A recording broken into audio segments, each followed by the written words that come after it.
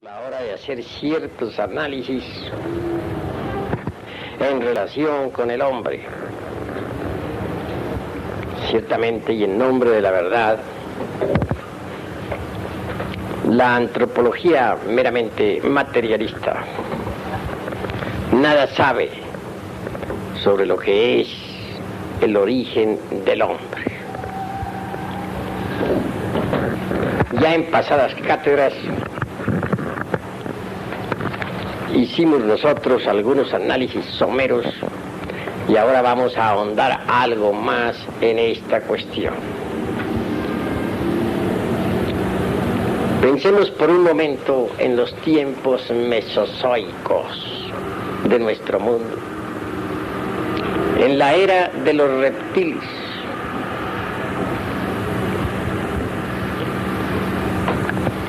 Entonces, en verdad, existía el hombre. Claro, esto lo niega la antropología materialista. En verdad que la antropología meramente profana desconoce el origen real del ser humano. Quiere la antropología materialista que el hombre no exista antes de la era cuaternaria. Se le niega la posibilidad de haber existido durante el periodo cainozoico,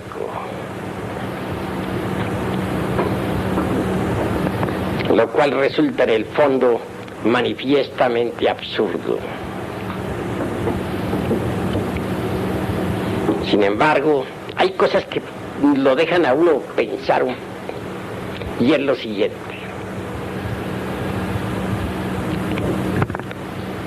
¿Por qué ciertas especies como el plesiosaurio y el leptodáctilo pudieron sobrevivir durante tanto tiempo y al fin murieron, quedando hoy nada más que sus restos en algunos museos? Sin embargo, el hombre, a pesar de que esas especies fallecieron, de que se extinguieron sobre la faz de la tierra, todavía sigue existiendo. ¿Por qué se extinguieron las especies del periodo mesoceno, de la época mesozoica? ¿Y cómo es que los seres humanos no se hayan extinguido? Tantas especies desaparecieron y los seres humanos continúan vivos. ¿Cómo es eso? ¿Qué explicación podría dar la ciencia materialista? No da ninguna. Obviamente, la especie humana debería haber desaparecido. Si desaparecieron sus contemporáneos de la época cuaternaria y de la terciaria, pues también deberían haber desaparecido los seres humanos de la faz de la tierra, pero continúan. Esto nos permite inferir la existencia del ser humano mucho antes de la época cuaternaria y aún más, mucho antes de la época de los reptiles o de la edad carbonífera. Hay derecho a alegar la existencia de los seres humanos en tiempos que están más allá del periodo mesozoico. Tal derecho nos lo confiere precisamente el hecho concreto, repito, de que todas las especies de la época terciaria y cuaternaria hayan desaparecido y que sin embargo su contemporáneo, el hombre, continúe todavía existiendo.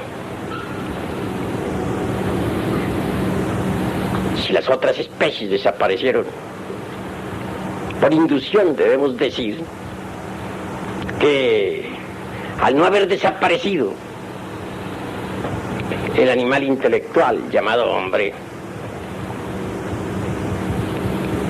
tuvo que haber existido más allá de la época mesozoica y de la época carbonífera. Lo están demostrando los hechos. Y hechos son hechos.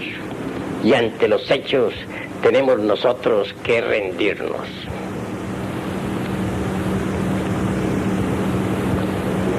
Una cosa es terriblemente cierta. La Biblia nos habla, por ejemplo, de serpientes voladoras. Y Job cita al Leviatán. El Zohar afirma en forma enfática que la serpiente tentadora del Edén era un camello volador.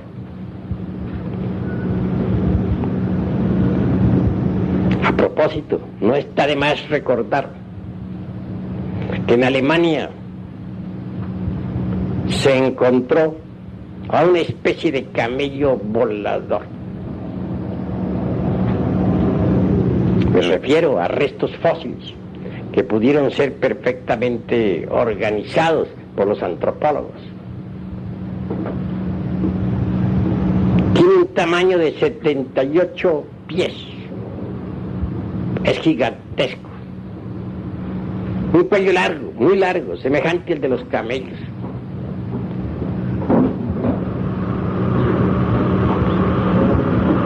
Sin embargo, está provisto de alas membranosas.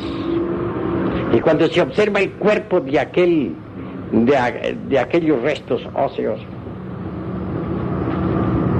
se puede evidenciar que en verdad se trata de una serpiente voladora, parecida al camello en cuanto a su cuello largo. ¿Será tal vez el Leviatán? ¿Qué dirían a eso los antropólogos?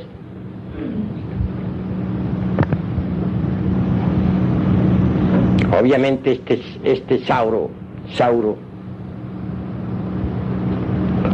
o mejor dijéramos mososaurio,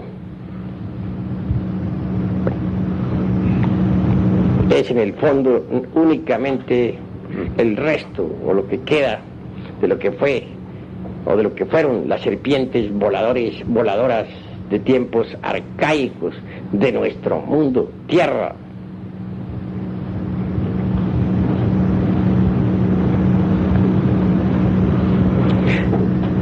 Ahondando en todo esto, hallamos otros aspectos muy interesantes dentro del campo de la antropología.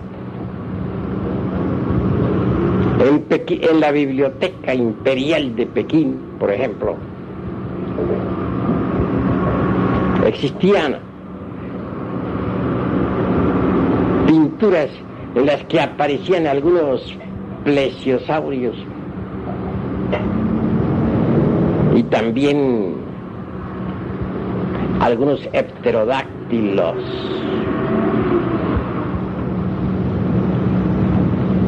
¿Cómo es posible que los antiguos que no sabían nada sobre paleontografía o paleontología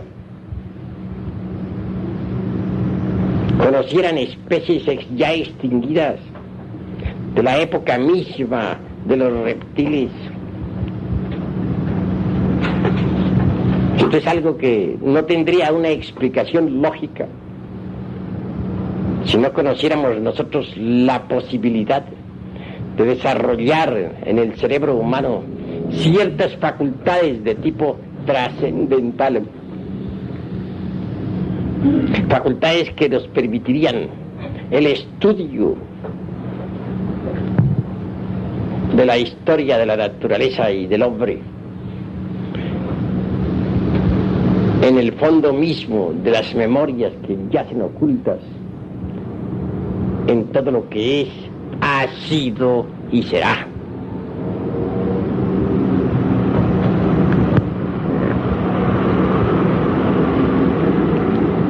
En realidad, de verdad, mis estimables amigos,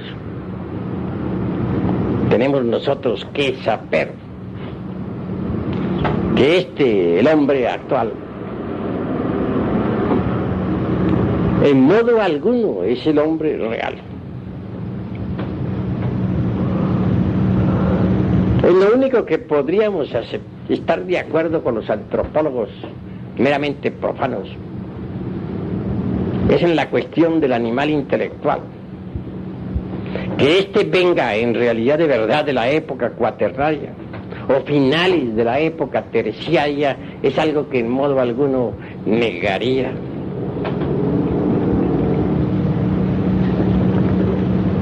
Pero antes que todo, conviene hacer una plena diferenciación entre el hombre y el animal intelectual. El hombre verdadero existió más allá de la época carbonífera y de la edad meramente mesozoica.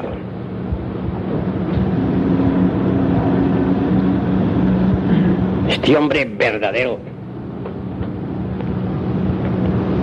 vivió en la época de los reptiles.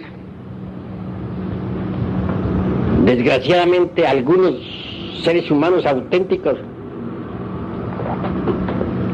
degeneraron terriblemente al final de la época terciaria, durante el Mioceno. Se mezclaron entonces, desgraciadamente, como ya dije en mi pasada plática, con algunas bestias de la naturaleza. Y de ellos resultaron ciertos simios gigantescos. Estoy repitiendo algo que ya dije, que tenían rostros azules o rojos, que caminaban sobre pies y manos o que se erguían como bípedos y que tenían la capacidad de hablar. A su vez, tales especímenes hubieron de mezclarse con otras bestias subhumanas y de todo ello resultaron ya los simios que conocemos, o también a base de ciertas evoluciones algunos tipos de humanoides. Estos humanoides siguieron reproduciéndose incesantemente durante la época cuaternaria y posteriormente en esta época en que nos encontramos. Son estos humanoides la humanidad actual, mezcla de hombres auténticos con bestias de la naturaleza. Ahora verán pues la diferencia que existe entre los hombres reales de la primera, segunda y tercera raza y los animales intelectuales de la cuarta y de la quinta raza en que nos encontramos. Sin embargo, no por eso hemos de desalentarnos. Los gérmenes para el hombre están en las mismas glándulas sexuales. Los cargamos. No hay quien no cargue tales gérmenes, puesto que es el resultado de la mezcla del hombre con el animal. Si carga tales gérmenes, existe la posibilidad de elevarse al estado humano verdadero.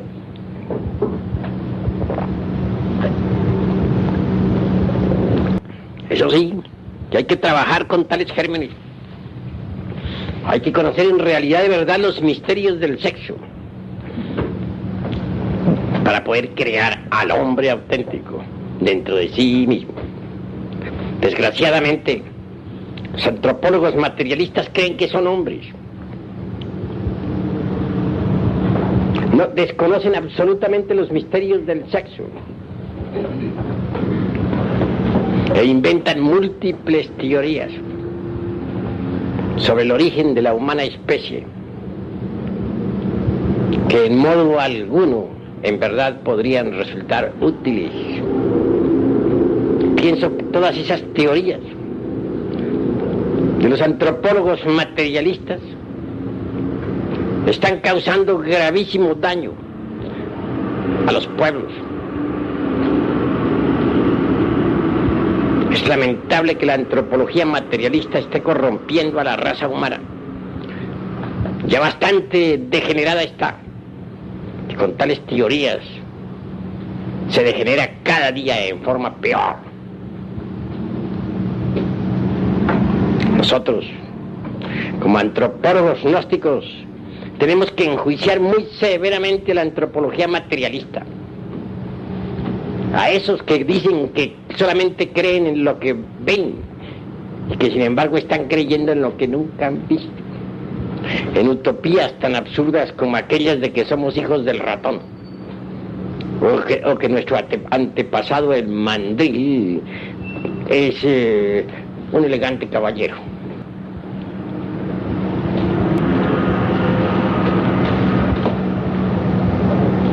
Tenemos que buscar indudablemente el origen de esta raza humana, de esta quinta raza que es a la cual nosotros pertenecemos. Debemos hallar su cuna por la Cachemira, por la meseta central del Tíbet, por el Euximio, etcétera. No quiero decir que la cuna completa de la raza actual haya tenido su origen absolutamente en esas regiones que he citado, pero en nombre de la verdad debo decir que tales regiones de la Tierra constituyen una cuna muy importante de la especie humana, una de las varias cunas. Me refiero a la especie humana actual, a las gentes de la quinta raza. Han habido 5 razas en el mundo que corresponden a 5 épocas diferentes.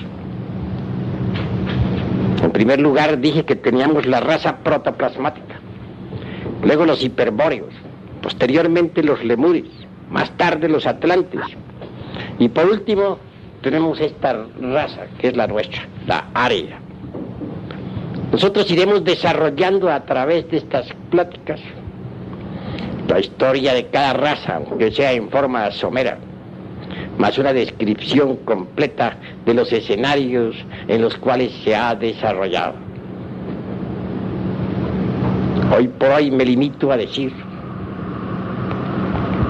que los hombres de la primera raza propiamente dicha existieron en el casquete polar del norte, en la isla sagrada. Entonces, ese casquete polar del norte, los polos, mejor dijéramos, ocupaban la zona ecuatorial.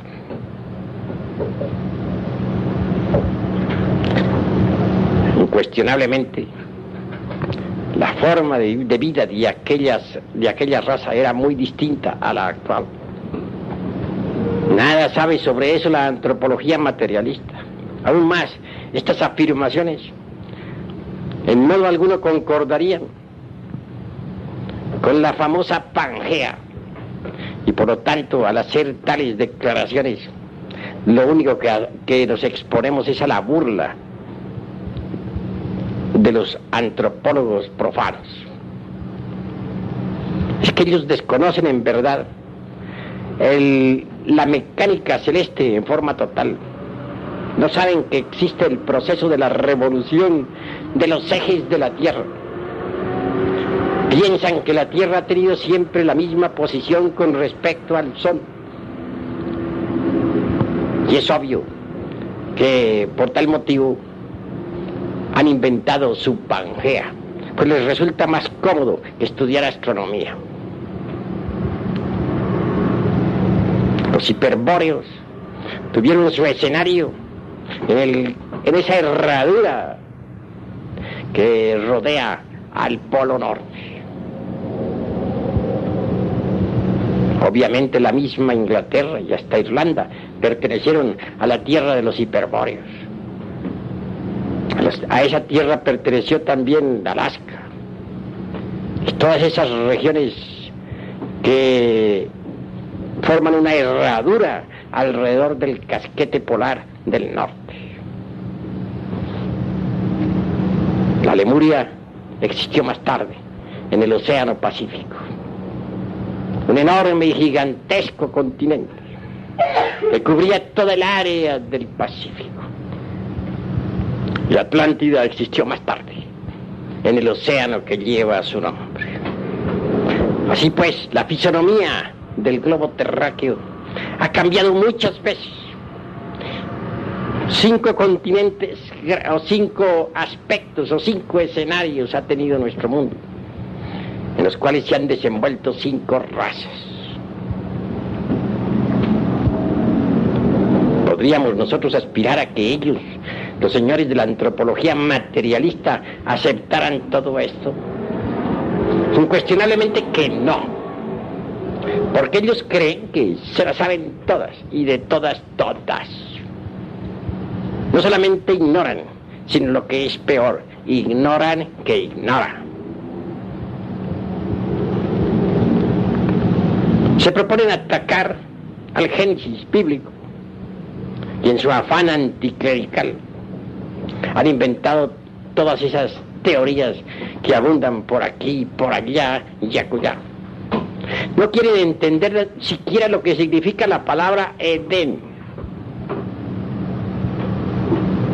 Ed, en su etimología. Hay una raíz griega que explica tal palabra: voluptuosidad. Así que Edén significa voluptuosidad. El Edén es el mismo sexo. Y todo el Génesis bíblico es una obra de alquimia. Nada tiene de histórico. Aquel Edén que otrora se situara en la Mesopotamia, entre el Tigris y el Eufrates, se convirtió más tarde en la escuela de los astrólogos, y de los caldeos, y de los magos. Ese Edén parece que tiene cierta relación en verdad con el famoso Adi Bashar de los antiguos lemures, y hasta con el jardín de las Hespérides del continente Atlante. El Edén es el sexo, mas esto no lo aceptarían jamás los antropólogos del materialismo, y mucho menos aceptarían los grandes misterios sexuales de Caldea, de la India, de Babilonia, de México, de Persia, de Egipto, etcétera. En la Lemuria existió el sistema de reproducción por Kriyasakti, esto es, durante el Mesozoico, mucho antes de que la raza humana hubiera caído en la generación animal. Bien sabemos nosotros que esta raza cayó en la tercera parte del Eoceno, o sea, durante el Mioceno.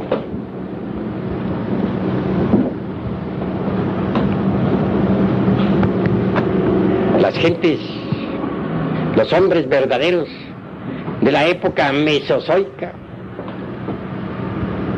se reproducían ciertamente por Kriyasakti, el poder de la voluntad y de la inteligencia,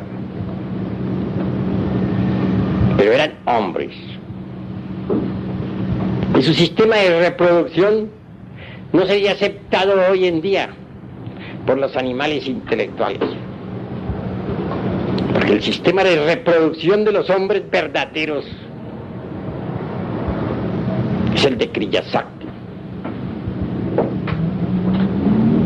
Es un sistema sagrado que causaría risa y rechazo a los antropólogos materialistas. Aún más se sentirían ofendidos. En entonces el sexo se consideraba sagrado. Jamás se eyaculaba el esperma sagrado. El esperma era considerado como materia venerable. Cualquier zoospermo maduro se escapaba para hacer fecunda una matriz. Y la raza humana poseía ingentes poderes, facultades extrasensoriales, que le permitían conocer todas las maravillas del universo y del cosmos. Por eso se dice que vivía en estado paradisiaco. Pero cuando el hombre cayó en la generación animal, es decir, cuando comenzó a eyacular la entidad del semen, se precipitó la involución. Y fue en realidad en la tercera parte del Eoceno, cuando el hombre caído llegó a mezclarse hasta con las mismísimas bestias de la naturaleza. De allí nació el animal intelectual. Incuestionablemente el animal intelectual no podría jamás aceptar el sistema de reproducción por Kriya Shakti, precisamente por su condición de animal. El sistema de Kriya Shakti no es para los animales intelectuales, es para los hombres. Son dos reinos distintos. Así que en realidad de verdad no debería sorprendernos que los animales intelectuales de la antropología materialista rechazaran el sistema de reproducción por Kriya Shakti. Y tienen hasta razón en rechazarlo. Pues el sistema no es para los animales intelectuales, repito, sino para los hombres. Sin embargo, como quiera que los gérmenes del hombre, a pesar de todo, están en nuestras glándulas endócrinas, es obvio que si trabajamos nosotros con el sistema sexual de Kriya Shakti, que es el de los hombres, podremos en realidad de verdad regenerar el cerebro y desarrollar dentro de la naturaleza fisiológica y biológica y psicosomática al hombre real, al hombre verdadero. Pero repito, esto no le gusta a los animales intelectuales. Nosotros en la Gnosis hemos difundido por todas partes los misterios del sexo. Si bien es cierto que el gnosticismo universal ha aceptado el sistema de reproducción por Kriya Shakti, no es menos cierto que millones de animales intelectuales lo han rechazado. Y no podemos criticarlos, puesto que ellos son animales intelectuales, el producto de la relación sexual de ciertos hombres que degeneraron en la época terciaria y que se mezclaron con bestias de la naturaleza. ¿Cómo podrían las bestias, ese producto de hombres y bestias, aceptar un sistema sexual que no les pertenece? Imposible. Así que vale la pena que reflexionemos un poco. Pero bueno, vamos a entrar a un punto más importante, que lo he anotado hoy para que reflexionemos sobre eso. Al fin y al cabo, ¿de dónde surgieron todas las especies vivientes? ¿De dónde surgió esta naturaleza?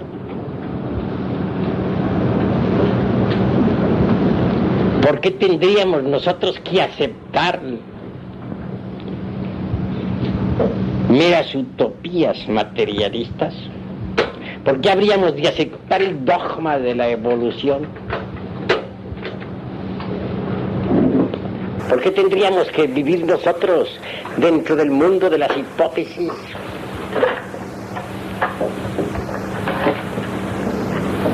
Ha llegado el momento de ahondar un poco en toda esta cuestión.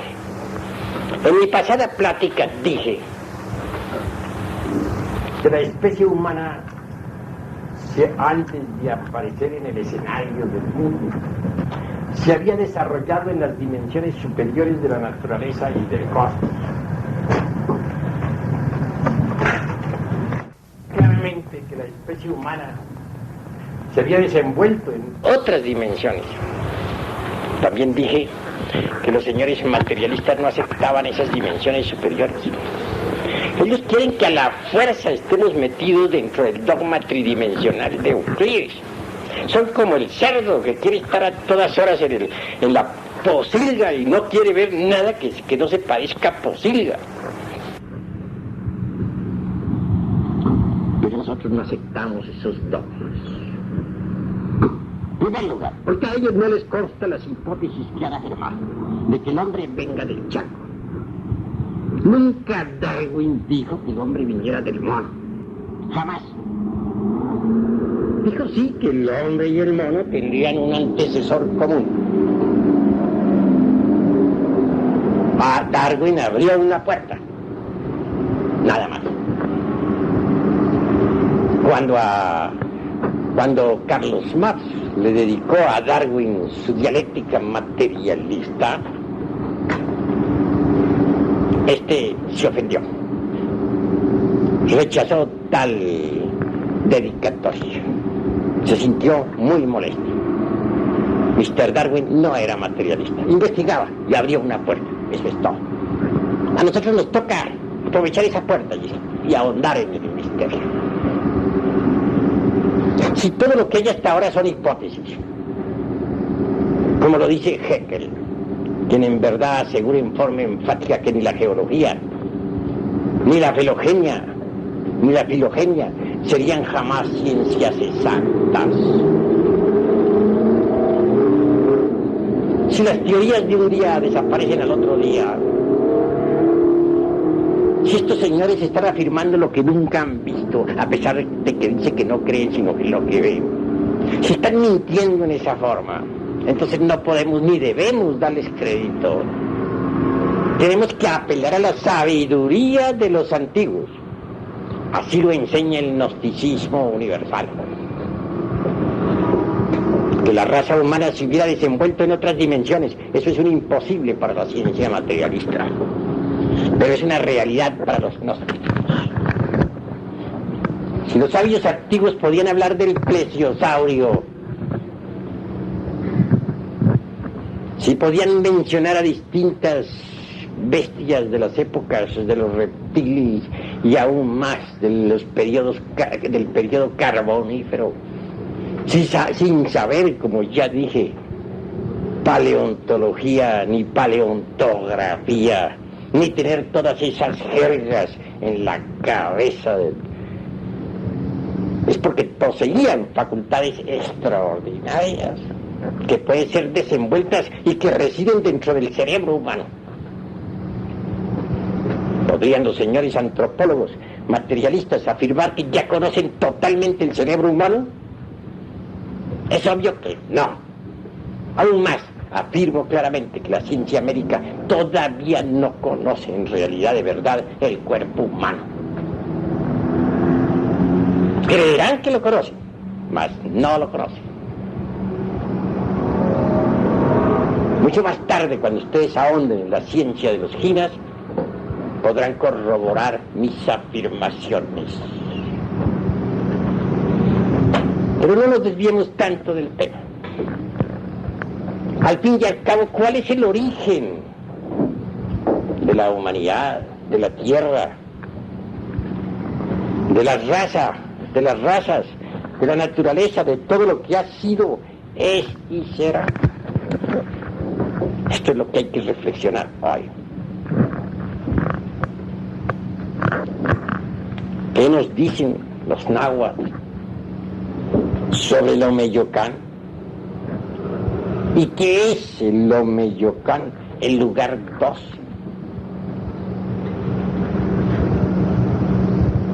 Se dice que en el Omeyocán solo hay viento y tinieblas. Así lo afirman los náhuatl. Llámase también al Omeyocán, debido al viento y a las tinieblas, Yoalli Ejecatl. El Yoalli Ejecatl es algo que nos debe invitar a la reflexión. Pero reflexionemos, continuemos. ¿Qué nos diría el mundo oriental sobre el Omeyocán? Ya no únicamente los eruditos de nuestro país, México, sino los asiáticos. Una vez estuve hablando aquí sobre lo que es la materia en sí misma. Dije que podría ser destruida la forma, pero que como sustancia la materia continuaba en otras dimensiones. Que al fin la tierra sustancia o la tierra germen era depositada entre el espacio profundo del universo, en la dimensión cero desconocida. Así lo afirmé. También dije que esa sustancia era el Iliáster, la semilla que quedaría depositada en la profundidad del espacio, aguardando la hora de una nueva manifestación cósmica. Recuerden ustedes que aclaré un poco más esto al decir que así como cuando un árbol muere queda su semilla y que en ella existen todas las posibilidades de un nuevo desarrollo para un nuevo árbol, así también cuando un mundo muere queda su semilla. La materia homogénea, insípida, insustancial, inodora, incolora, depositada entre el seno de la eterna madre espacio. Pues bien, esa semilla con relación al uno es dos.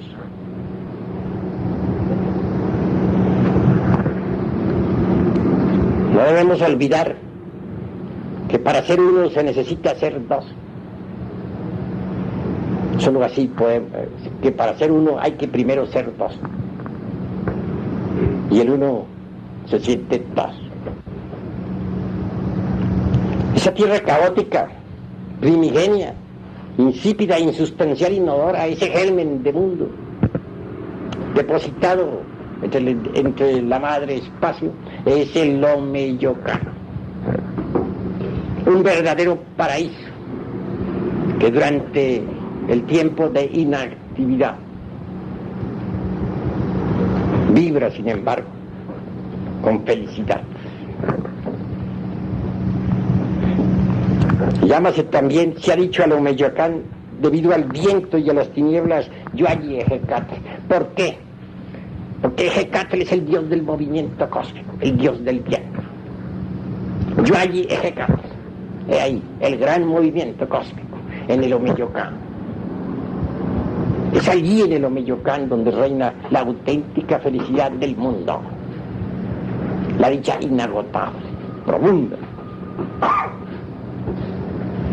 Existen días y existen noches cósmicas. Cuando la Tierra está en estado germinal, o cuando un mundo cualquiera se encuentra en estado de germen, depositado entre el seno del espacio profundo, duerme. Y siendo dos, es uno.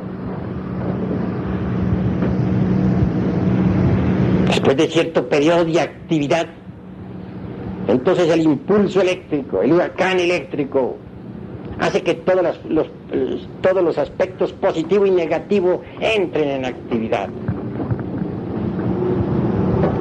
Por eso se dice que en el Omeyocán hay tinieblas y viento. Tinieblas y viento, movimiento cósmico. No queremos decir tinieblas en el sentido completo de la palabra. Es tan solo una forma alegórica de hablar. Recordemos que en los misterios egipcios el sacerdote se acercaba ante el neófito y a la oreja le decía: Osiris es un dios negro. No es que fuese negro realmente Osiris, pues es el Logos. Sucede que la luz del espíritu puro, la luz de la gran realidad, es tinieblas para el intelecto. Y se dice que en el Omeyocana solo hay tinieblas y viento, es decir, movimiento cósmico. Se quiere decir que allí está la luz increada, y que allí se desarrolla el movimiento cósmico representado por eje 4. En el Omeyocán se arremolina la quietud infinita antes de la manifestación del gran logo solar. El logo solar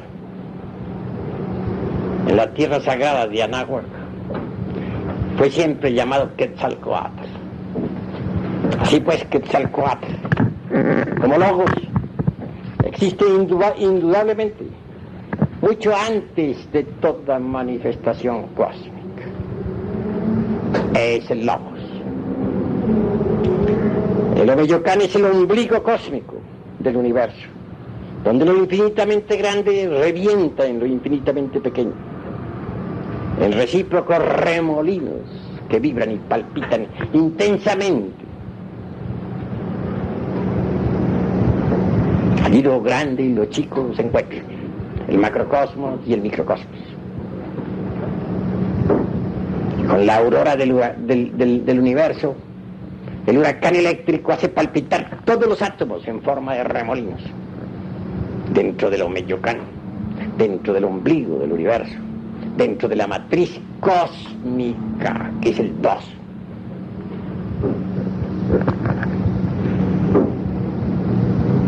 En el Omeyocán, el Tloquenahuaque es tempestad nocturna de todas las posibilidades. ¿Por qué? Porque cuando el movimiento eléctrico, el huracán eléctrico, el torbellino eléctrico hacen girar todos esos átomos dentro de la materia caótica, existen todas las posibilidades de la vida universal. Así lo han escrito siempre los mejores autores de cosmogénesis. Naturalmente estamos diciendo algo que nunca aceptaría en modo alguno la ciencia materialista. En el Omeyocán, el señor de la noche, el negro Tecastlipoca, se niega, revienta en luz y nace el universo que fecunda, que maneja Quetzalcóatl, el logo solar. Recordemos nosotros que este Tecastlipoca representa en su aspecto femenino a la luna y a Dios Madre. Si en el Omeyocán es precisamente eso, Dios Madre. Es precisamente la matriz del mundo. Por eso se dice que Tecastlipoca revienta en luz. Sí, la madre se hincha como la flor del loto.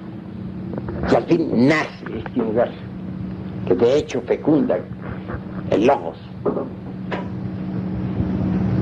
En náhuatl se dice que Quetzalcóatl entonces dirige y maneja ese universo que surge a la existencia. El logos, unidad múltiple perfecta, es radical, mas se desdobla a sí mismo en los 49 fuegos para trabajar con este universo naciente. Incuestionablemente es precisamente el logos Quetzalcóatl quien dirige este universo. Es mejor dijéramos la conciencia cósmica gobernando y dirigiendo lo que es, ha sido y será. Pero estoy seguro, perfectamente seguro, de que la antropología materialista no aceptaría esta concepción del Quetzalcóatl. Estoy plenamente seguro de que la antropología materialista rechaza el logos, que está en contra de la tradición mexicana, que no quiere nada con la sabiduría de México. La antropología materialista, al rechazar a Quetzalcóatl como verdadero gobernante del universo. De hecho, está en contra de México mismo. Así, mis queridos amigos, vale que reflexionemos un poco. Tampoco conviene que nos formemos de nuestro señor Quetzalcóatl una concepción antropomórfica. No, repito, el Quetzalcóatl es una unidad múltiple perfecta. Es el demiurgo de los griegos, el logos platónico, el principio ingente de la naturaleza, haciendo vibrar cada átomo, haciendo estremecer cada sol. Es el fuego creador del primer instante. No podrían asegurarme jamás los señores del materialismo antropológico que conocen el fuego. Estoy seguro que no lo conocen, ni mucho menos la electricidad. A nosotros nos interesa el fuego del fuego y el conocimiento profundo de la electricidad. Ellos usan el fuego como elemento y lo consideran como elemento de combustión, más se equivocan. Porque en realidad, de verdad, si nosotros rastrillamos un cerillo, veremos que surge el fuego. Dirían ellos, producto de la combustión. No, señor. Más bien la combustión es un producto del fuego. Porque la mano que rastrilla el cerillo tiene fuego para moverse. Y el fuego está latente dentro del cerillo mismo. Basta solamente eliminar ese estuche de materias químicas, de fósforo, mediante el rastrilleo para que surja el fuego. El fuego existe antes del cerillo. Es algo desconocido para la química. Porque el fuego en sí mismo es el logos, el principio inteligente fundamental de la naturaleza. Conste que nosotros no estamos defendiendo a un Dios antropomórfico que tanto molestaría a los señores de la antropología materialista. No. Únicamente estamos haciendo gran énfasis para decir que la naturaleza tiene principios inteligentes y que toda esa suma de inteligentes principios de la naturaleza es Quetzalcóatl, el demiurgo de los griegos, el logos de los platónicos, unidad múltiple, perfecta, latente en todo átomo, en todo corpúsculo que viene a la vida, en toda criatura que exista bajo el sol. No hay duda, mis queridos amigos, de que el monoteísmo causó gran daño a la humanidad. Porque como consecuencia del mismo se provocó el materialismo, el ateísmo. Digo también que el politeísmo, llevado al abuso, al extremo, causó daño a la humanidad. Porque entonces de él surgió el monoteísmo, y del monoteísmo a su vez surgió el ateísmo materialista. Vean ustedes cómo el politeísmo, habiendo degenerado, dio origen al monoteísmo antropomórfico. Y por último, examinen ustedes cuidadosamente la secuencia. El monoteísmo antropomórfico originó a su vez, debido a los abusos de los diversos cleros religiosos, el ateísmo materialista. Si nosotros aceptamos principios inteligentes en la naturaleza y en el cosmos, como fundamento de toda esta maquinaria de la relatividad, no desconocemos de que en el fondo la variedad es unidad.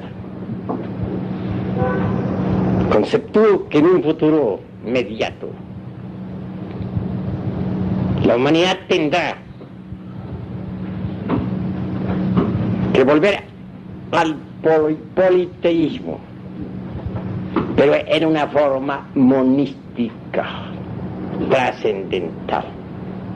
Deberá equilibrarse la humanidad desde el punto de vista espiritual, entre el monoteísmo y el politeísmo. Solo así podrá en verdad iniciarse una renovación de principios y una revolución completa de la conciencia.